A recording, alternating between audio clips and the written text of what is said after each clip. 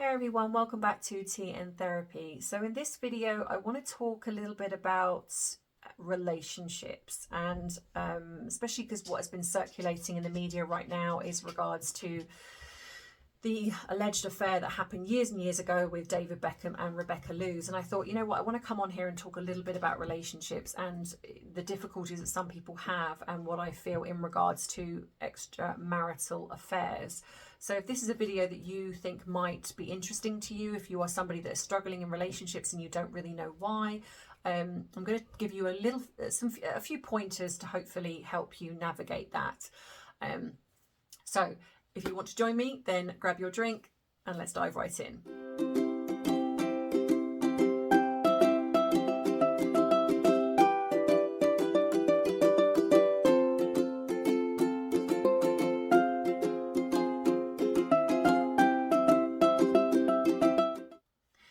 So when I work with couples, is two biggest things are infidelity, communication, or lack thereof. Infidelity can sometimes be in a sexual nature, as in like the couple have been struggling sexually, and so one of them has gone on to have a marital affair, or it can just be that that isn't the case, but there is some other reason why they've done that. And then the other one is kind of breakdown of communication, and that has affected the relationship. So the first thing, let's go with communication. When I work with clients, one of the first things I always ask them is to discuss where the communication broke down. When did it start? Is there a pinnacle point when the communication started to break down, and what happened around that? If you have a specific point in mind, that's easier to go on. So if you're watching this video, what I would say is if you are going through that with your partner right now, try and access when it started. Was there a specific point, a specific date, etc., that something happened and it changed things? Or for some and most, it's been gradually going over a period of time, and then all of a sudden it's got so bad that you're really noticing that you literally cannot communicate at all. Now, again, we would have to find out where this lack of communication is developing. Is it literally stonewalling, where somebody is trying to communicate and the other person is absolutely not having it, doesn't want to communicate with the other person at all, and it's just like, don't want to talk about it, and literally sticks a brick wall in front of you and says, no, it's a no-go area? Or is it that you're just struggling to find things to relate to each other, and you just, or you're very tired? Sometimes, when people have got a lot of children, or they work a lot, they're just very tired and they just don't have the time and space to communicate anymore. So if it's somebody that's stonewalling, I think that is actually a lot harder to navigate, because when you have nothing, like the person just refuses to talk to you, that can be harder to break through. Usually I find that there's a reason. And the worst case scenario could be that the other person has fallen out of love with the person in question and doesn't quite know how to discuss that, and so just puts up a wall to stay in the relationship because they don't actually want to leave the relationship yet, but they don't really want to engage with the other person. And that can be very upsetting and very challenging, especially if you have children as well. If you are in that situation, then this video probably isn't going to do much for you. But what I would say is that if you have hit that situation, the best thing really that you can do is go and speak to somebody. Because if there is love still there, even if the person feels like, because believe it or not, you can actually feel like you've fallen out of love with your partner, but actually you haven't. We kind of go like this throughout relationships. We hit peaks and troughs. So sometimes your relationship is on a high, you're very loved up and everything's running smoothly and wonderfully, you feel so content and happy, and then something happens and actually it goes completely the opposite, and you feel completely distant from your partner. You don't know what's happened. You're not communicating anymore. You don't feel loved by either person, and you feel like maybe you're heading for a divorce or a separation. And I think then when it comes to something along those lines, if you've hit that point, if you're at the beginning, then communication is very valid. But if you've hit that point and neither one of you know the answer and you are just getting nowhere, then what I would suggest is go and speak to a professional, because most of the time we can break through that and get to the bottom of what is really going on. And I always say this, if there is love there, it can be worked on. Because sometimes, especially if you've been together a while, sometimes you can forget what you loved about that person. You know, you've got into very bad habits, you've got too complacent within the relationship, and sometimes it can be very hard to come back to what it was you actually fell in love with them for. And sometimes it's very important to do that. And that's why when I work with clients who are a couple, I always try and say to them, you know, keep things like date night, communication, getting together once a week and sitting down and having this discussion on what is kind of going on within the relationship. How are you feeling? How are they feeling? Speaking to each other. Are there any issues? Has anything come up that you need to talk about? Have I said or done anything that's upset you and we need to talk about that, rather than, you know, holding it in? Communication for me is so valid. In fact, I think it is one of the pinnacle three, which is, in my opinion, for relationships to succeed: respect, communication, trust. I think they're the three main things. Love is there, obviously, but these are the three main things. And I think that any relationship needs to function with those three things. If you lose one, if you have the other two, it can potentially be worked on. But if you start to lose the second one, it then will necessarily, near enough always, fall into losing the third one, and then you are in trouble. But like I say, if you have love and something has happened that's created this breakdown in the relationship, then there is every chance of speaking to a professional, you'll be able to get that back. It is very doubtful that you'll be able to do this without that, if you've hit that pinnacle point in your relationship. Now, if you're noticing that the communication is dropping, and you're struggling, then the important thing is obviously to get to the bottom of it. So if you're noticing your partner is not as communicative as before, then it is really important to try and get to the bottom of what is going on. And unfortunately, a lot of people don't know how to communicate that. So they start to then make it very personal. They then take it upon themselves that, oh my gosh, that, you know, this person doesn't love me anymore.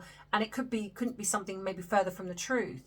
So what I would suggest is go at that very gently. And if you know your partner inside out, then there's a possibility that you'll know what is going on for them, and you'll know why they're not communicating. But if there is something that you don't know, then allow your partner the space to process whatever it is that they're kind of going through, but let them know that you're there. So it's a case of, you know what, I'm noticing that you are really quiet at the moment. I'm noticing that you don't seem the same as what you normally are. You're not communicating with me as much as what you normally do. Is there anything that I can do to create this to be better? If the answer is no, and they're still kind of behaving the same way, just say, okay, I want to give you your space so you can work that out. But I want you to know that when you're ready, I'm here. And so in a way, what you're doing is you're allowing your partner to have that space, but you're also saying, I care enough to know to want to know, and I want to fix it, and I want to make things better, but I understand that that's not something that I can do right now for you, but I want you to know that I'm here. And a lot of the time, that is all somebody needs.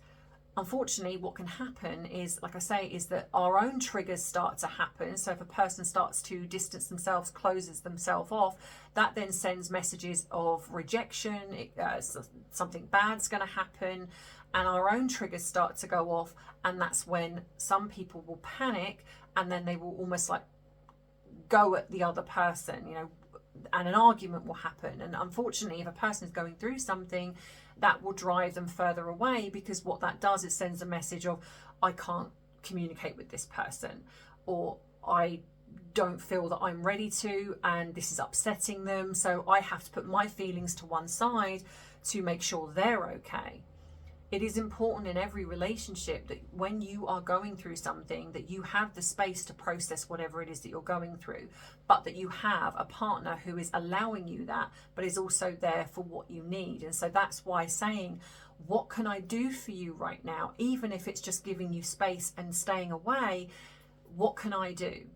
That's you putting their needs ahead of yours for that moment in time and saying, you know what, I'm aware that I feel worried, but I know that you'll come to me when you're ready. And that is the best way to communicate with somebody who is starting to shut themselves off.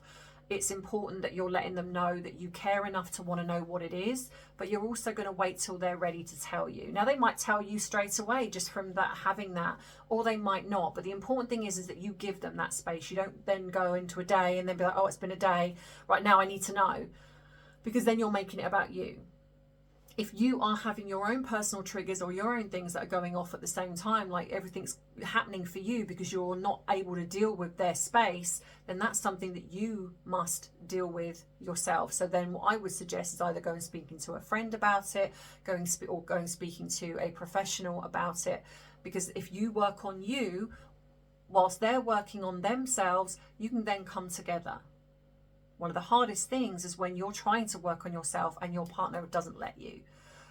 You know, at the end of the day, neither one of you owns each other, but you're supposed to kind of, in a way, coexist together. So that means that when one of you needs 80%, the other person brings it, and vice versa. You know, you're a team.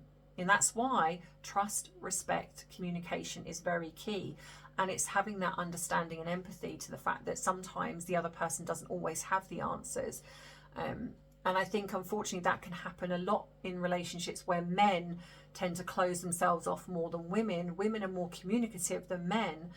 And men, like this saying of men go into their caves. And what happens is women panic and then they go into the cave and they go searching. Rather than, you know what, you've gone into your cave.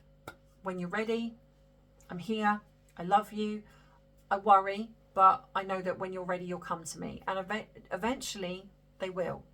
But if you go further in, they go further in. And so before you know it, you've gone so far in, you don't know where you are.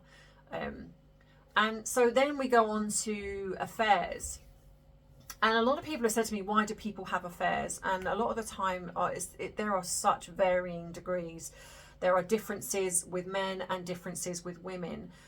However, over the years, what I would say is majoritively, men can have emotional affairs just as much as women can. A lot of people think that men have sexual affairs, when actually, more often than not, it's actually an emotional affair a lot of the time that I've had in my experience with men that have come to me in relationships, because they feel their partner at the time doesn't understand them. But again, this comes down to communication. If you're not able to communicate with your partner, a lot of the time you will go elsewhere. Now, most of us will go to a friend. Nothing wrong with that.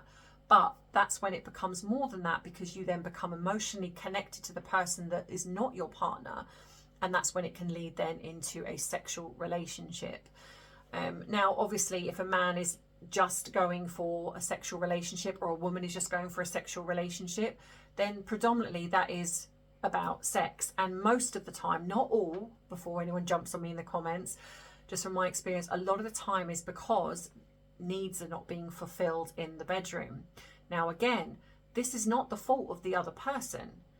Again, this comes down to communication, because if you have got with somebody and you haven't divulged that you have, say, certain aspects in the bedroom that you like, you haven't divulged that to your partner in the beginning, and then suddenly then when you have decided to, say, 6 months, a year into the relationship, you said, oh, yeah, but I really like this, and the other person goes, well, that is something I absolutely do not like. You haven't communicated that in the beginning. So it's not the fault of the other person who's decided that, you know what, that's not something that I like, and I'm never going to like that. And so what can happen then is the other person goes, well, yeah, but that's something that's really important to me, and goes and finds it elsewhere.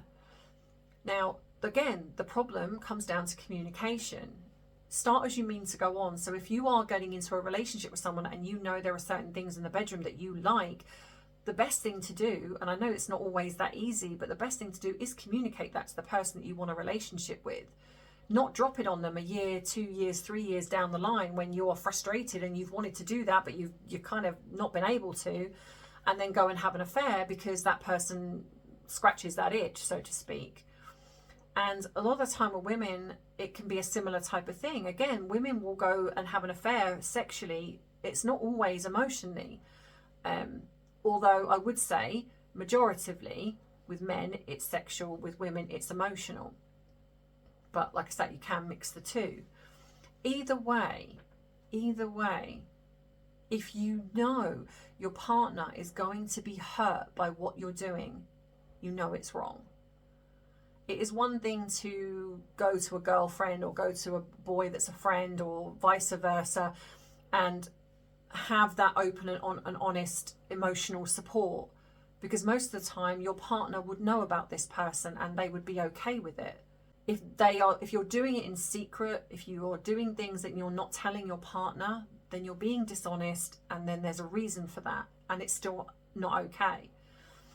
So what I would say with anyone, if you are starting to feel that frustration, if something is happening and you're starting to have thoughts that you are, and I'm not talking about people that have dreams, or sometimes we have fantasies. To me, they can be healthy within a relationship. Doesn't actually mean you're going to do anything.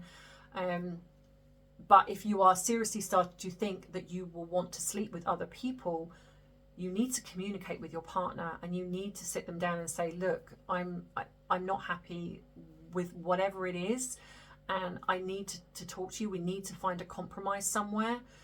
If the person doesn't want to, and you feel that this is a real issue, then again, then it probably comes down to that you're not in a compatible relationship. And unfortunately, when it comes to relationships, this happens more often than not, because we are very visual creatures, and if we see somebody that we like, we find attractive, we don't stop to think whether they're compatible with us. We like them, we visually like them, maybe they're good in bed, or maybe they kiss great, or maybe initially when everything's all wonderful they're great, but as it moves through and we go into 6 months, a year of the relationship, what you'll find is then a relationship will start to break down, because either you've got together in lust, and then you've realized actually as the lust starts to dissipate, there is nothing else. You haven't moved into love, because love and lust are very, very similar in the way that they present themselves in feelings. So if you haven't moved into love, the relationship tends to break down. Now, if you have moved into love, that's why a lot of people you'll find will go, oh, it was love at first sight. It wasn't. Biologically, it wasn't. Scientifically, it wasn't. What it was it's lust, and then it moves into something deeper, into love. And so because it's blended really nicely together, it feels like it was love at first sight. And I'm being very pragmatic here.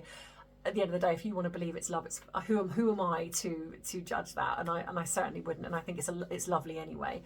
But yeah, if you haven't got that, but the biggest thing is communication. Communicate. Start as you mean to go on. Don't pretend to be somebody and then wonder why 6 months, when you're letting your real self show, that the other person almost doesn't know who you are and is shocked by that. I know a lot of people worry about showing themselves, their real selves in the beginning, because they think the person won't like them. But even listen to that. If you think a person isn't going to like you for who you are, then they're not the right person for you. And then what you're doing is, in a way, you're pretending to be somebody just so this person likes you. Trust that there's somebody for everybody, and there will be somebody that likes you. Don't change who you are because you're worried whether that person is going to like you or not like you. Be yourself. Go into a relationship, be yourself. Be open, be honest, communicate, and let that relationship flourish naturally as it should. If it doesn't, it wasn't meant to be. So like I say, if you are somebody that is going through troubles in your relationship, if they are in early stages, absolutely communicate with each other. sit down, even if it's once a week over the dinner table, or go out for a date night and just sit and say, you know, look, let's just talk about, you know, what's kind of going on, catch up with each other, check in with each other. And you can even do this as a family. If you're a family, I always recommend, even if it's once a fortnight, once a month even, just sit down as a family and catch up with each other and check in and just say, is there anything that we need to talk about? If it has gone too far, then like I say, maybe seek out a professional. If there is still love there, if there is still a chance for the relationship to work, get back to what you know, get back to finding out what you fell in love with each other in the first place for. Sometimes, you know, when you've got life, kids, jobs, stresses, we can forget each other, and it's important that you always try and take that time to spend and remember that you're both human beings first, before you were a parent, before you were somebody's boss, employee, whatever it is. And yeah, and just, like I say, keep that communication open. So I hope this video has helped you in some way. If you've liked it, then please give this a thumbs up. If you haven't subscribed to my channel and you don't want to miss future uploads, think about subscribing. If you would like to treat me to a cuppa, the link is in the description box below. If you would like to write to me, there is a PO box which is also below. If you would like to write to me, I will happily read any letter that I am given, and I keep every single one of them, to be fair. If you want to join me over on TikTok, I'm also over there. I'm also on Instagram, but again, all the links are in the description box below. There is an email as well where you can contact me. So in the meantime, I hope you have a wonderful rest of the week, and I will see you in the next video. So stay safe, and I'll see you soon. Take care. Bye bye.